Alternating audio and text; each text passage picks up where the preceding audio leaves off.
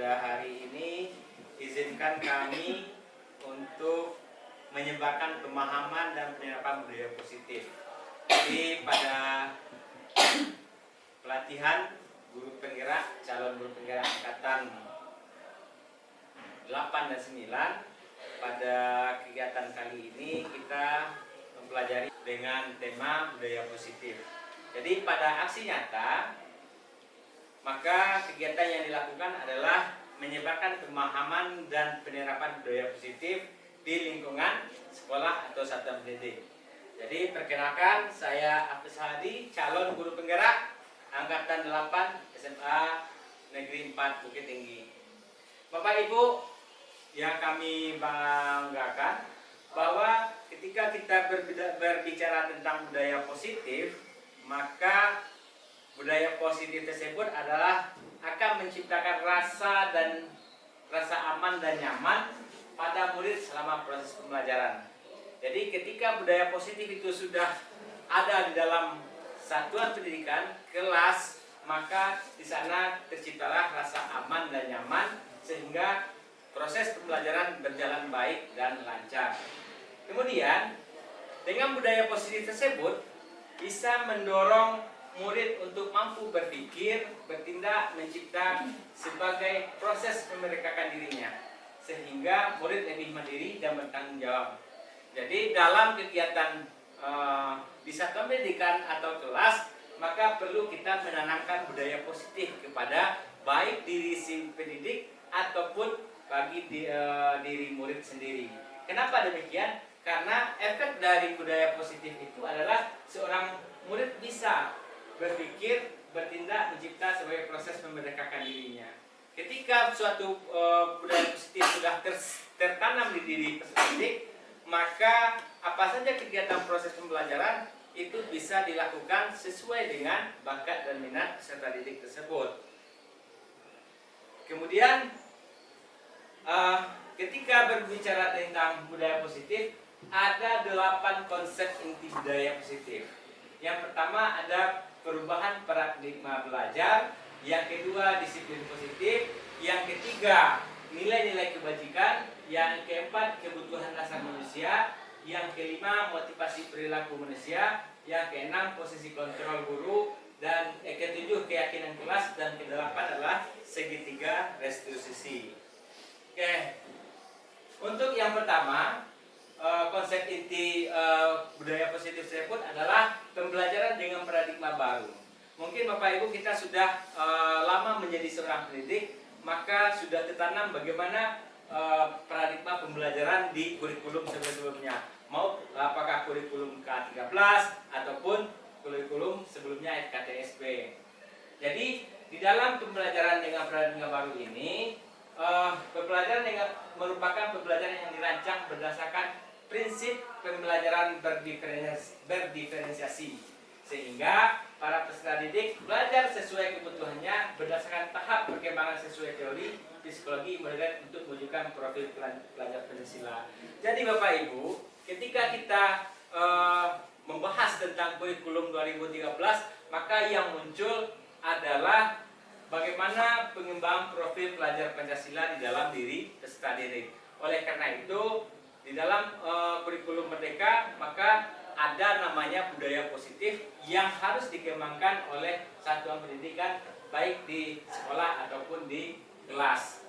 Jadi untuk membuat atau pembelajaran paradigma baru itu yang menjadi permasalahan atau bukan permasalahan tetapi yang muncul ketika kita berbicara dengan kurikulum Merdeka adalah pembelajaran berdiferensiasi. Pembelajaran berdiferensiasi bukan berarti kita mengajarkan satu-satu kepada peserta didik tentang bagaimana cara belajar peserta didik, tetapi memfasilitasi peserta didik supaya mereka mampu berkembang sesuai dengan bakat dan minat mereka. Kemudian profil pelajar Pancasila itu juga kita mengetahui ada 6.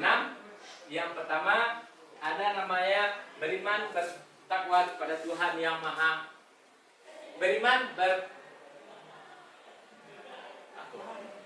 beriman, bertakwa kepada Tuhan Yang Maha Esa dan berakhlak mulia. Kedua, berkebinekaan global. Ketiga, mandiri. Keempat, bergotong royong. Kelima, bernalar kritis. Dan keenam, kreatif. Ya, ini adalah pembelajaran dengan paradigma baru. Selanjutnya adalah miskonsepsi tentang teori kontrol. Ya, miskonsepsi. Ya, salah ketik ya.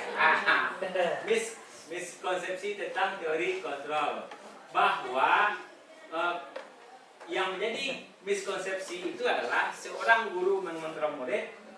Yang pertama adalah ilusi guru mengontrol murid. Yang kedua, ilusi bahwa kritik dan membuat rasa bersalah mampu menguatkan karakter. Yang ketiga adalah ilusi bahwa semua penguatan positif, efektif, dan bermanfaat. Yang keempat adalah ilusi bahwa orang dewasa berhak memaksa. Dari keempat ini, ya, ini semuanya dilakukan oleh guru.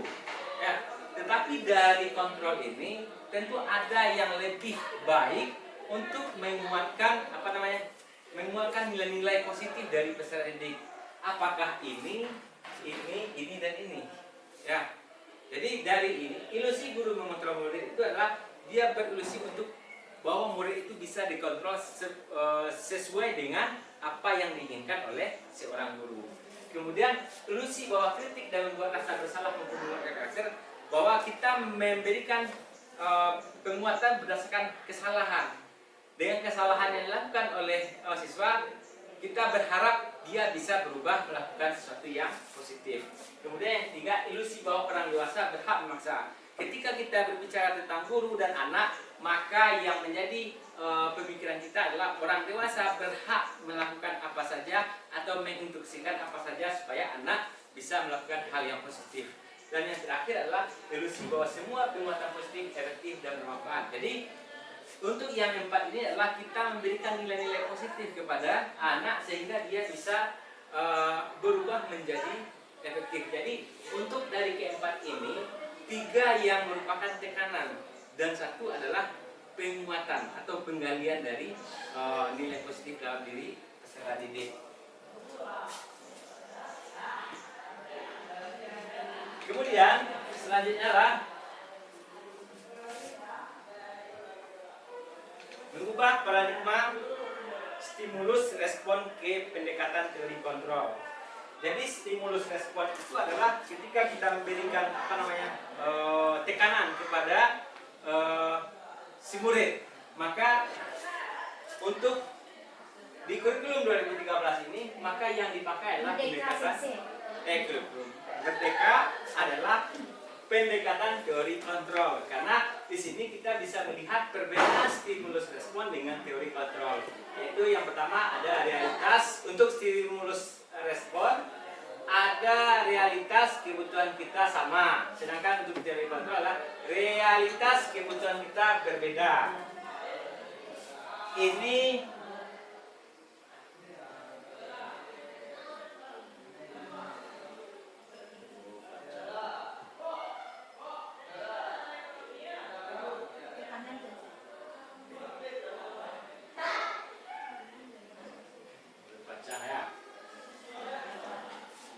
Oke, kita lanjut. Jadi ini adalah perbandingan antara stimulus respon dengan teori kontrol.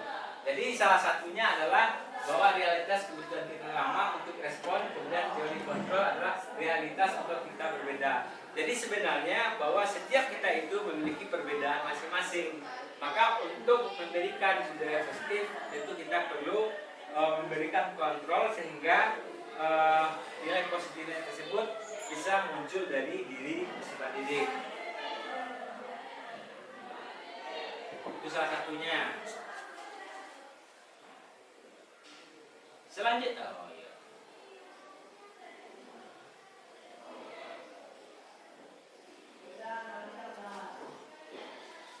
oke, untuk itu kita perlu, ketika kita membicarakan nilai positif, maka tidak terlepas dari kata disiplin.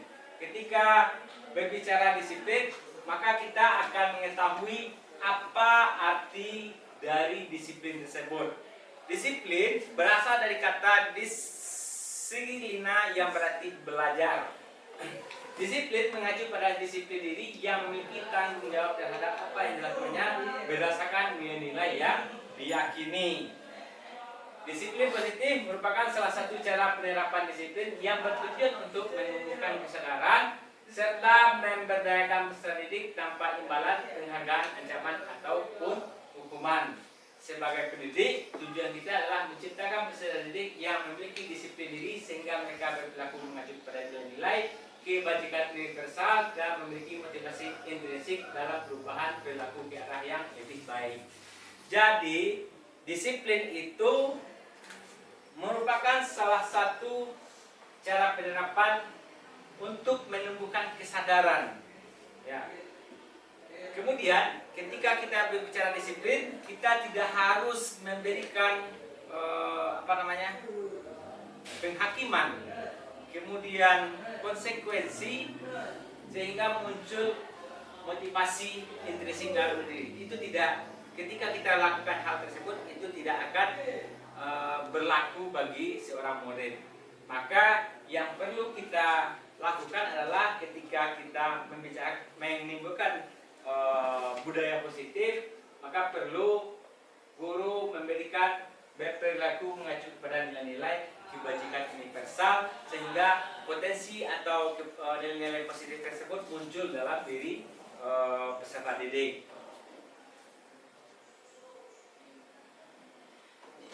Oke, selanjutnya tadi sudah untuk memunculkan nilai-nilai kebajikan tersebut, bahwasanya setiap kegiatan kita itu memiliki nilai-nilai kebajikan. Nilai-nilai kebajikan itu tidak bisa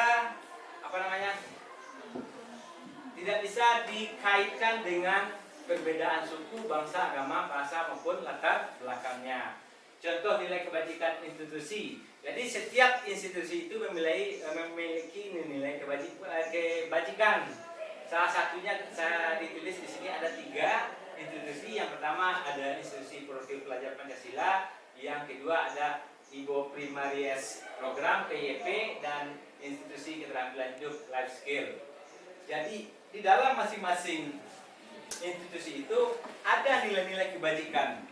Contoh untuk Profil Pelajar Pancasila, maka di dalam Profil Pelajar Pancasila itu ada nilai-nilai kebajikan seperti beriman dan bertawakal kepada Tuhan Yang Maha Esa, berakhlak mulia, berkebinekaan lomba, bergotong royong, mandiri, kreatif dan bernalar kritis. Kemudian untuk Ibo juga seperti itu, ada juga nilai-nilai kebajikannya. Dan yang terakhir ada keterampilan hidup life skill, ada juga nilai-nilai kebajikannya.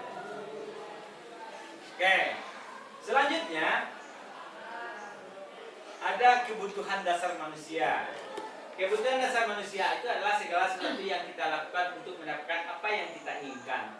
Seluruh tindakan yang kita lakukan memiliki tujuan tertentu, dan semua usaha terbaik yang kita lakukan adalah dalam rangka agar kebutuhan dasar kita terpenuhi dengan baik. Jadi kebutuhan dasar manusia itu sudah ada pada diri dan pada diri masing-masing manusia. Jadi kebutuhan dasar itu macam-macam. Ada kebutuhan seperti makan, kemudian tertawa, itu merupakan kebutuhan dasar hidup manusia.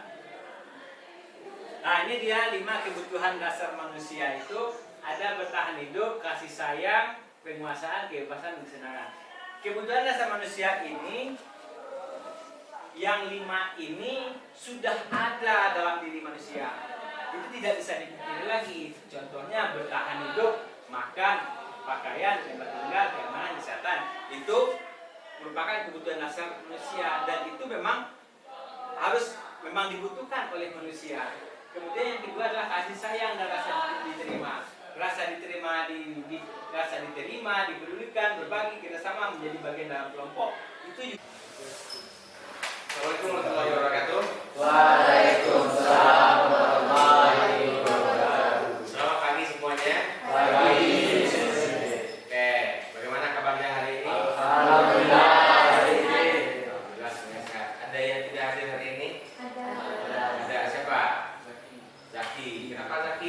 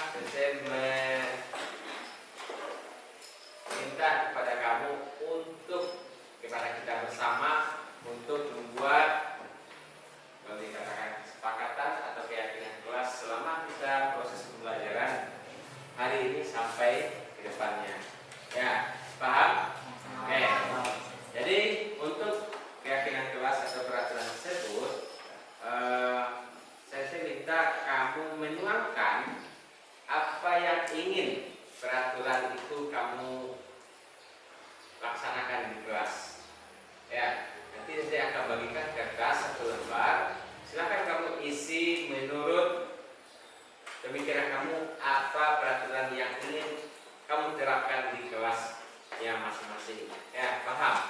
Paham? Kalau paham, saya akan bagikan kertasnya dan ditulis satu saja peraturan yang akan kamu tuangkan.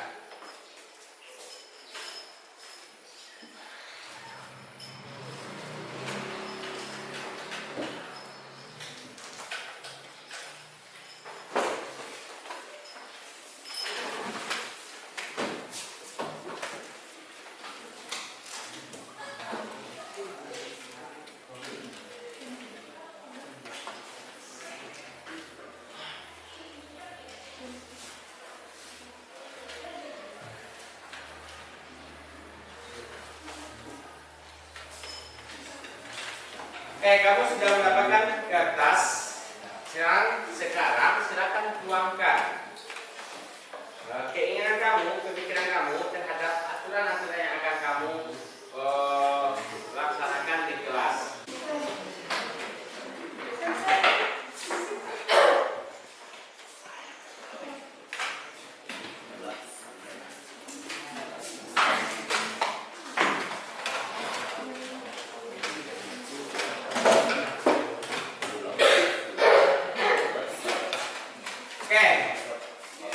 Kita sudah mulai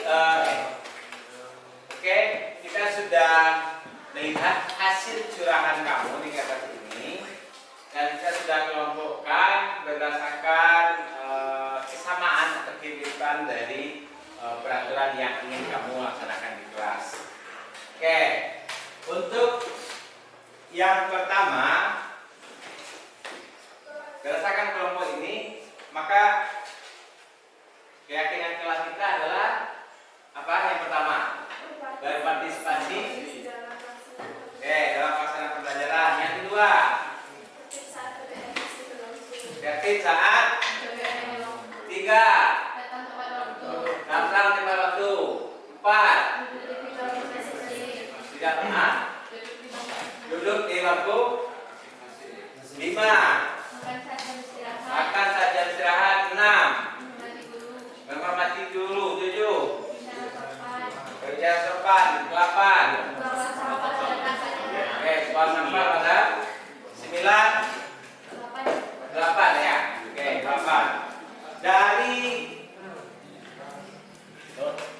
Dari kelompok ini, nilai kebajikan yang muncul apa? Nilai kebajikan apa? Yang pertama, nilai kebajikannya apa? Kebersamaan. Yang kedua, kedisiplinan.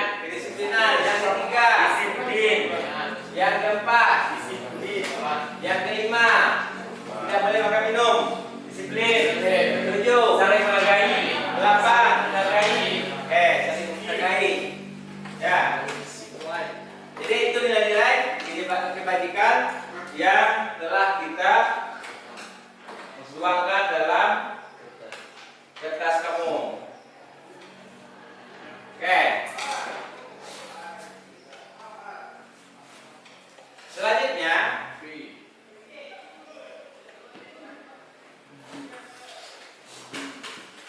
Selanjutnya dari kalimat positif ini, apakah kita mau melaksanakan